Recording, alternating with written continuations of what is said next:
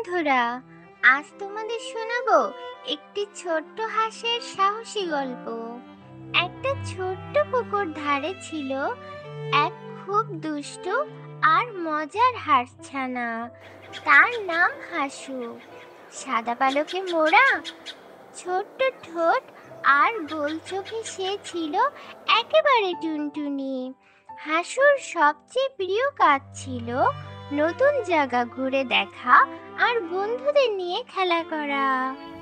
একদিন সকালে হাসু পুকুর পাড়ে খেলতে খেলতে হঠাৎ শুনল বনে একটা রহস্যময় ছোট্ট জলাশয় আছে, যেখানে পানির রং নীলচে সবুজ আর সেখানে গোলাপি রঙের মাছ থাকে।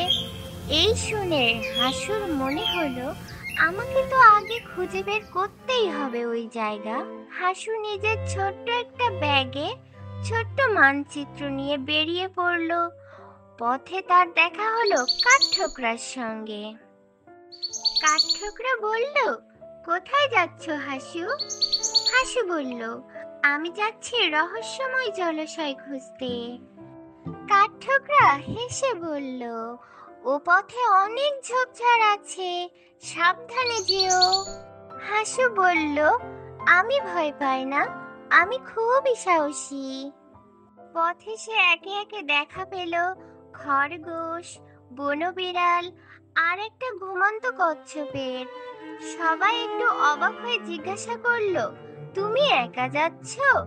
হাসু মাথা নেড়ে হ্যাঁ বলল। অবশেষে অনেক খুঁজে হাসু পৌঁছে গেল সেই রহস্যময় জলাশয়ের ধারে। সত্যি সেখানে জল সবুজ নীল আর গোলাপি রঙের মাছেরা আনন্দে লাফাচ্ছে। হাসু আনন্দে পানিতে ঝাঁপ দিল, মাছেদের সঙ্গে খেললো আর গান গাইল।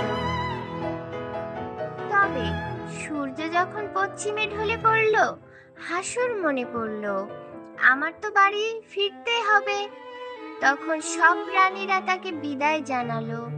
কাঠঠোকরা তার জন্য বাতাসে উড়ে রাস্তাও দেখিয়ে দিল। সন্ধ্যায় হাসু যখন বাড়ি ফিরল, মা হাঁস তাকে আদরে জড়িয়ে ধরল এবং বলল, তুই তো বড় হয়ে গেছিস, এত দূর একা একা গিয়ে ফিরে এলি। হাসু হেসে বলল, সাহস না থাকলে জীবনে কিছুই অর্জন করা সম্ভব নয়।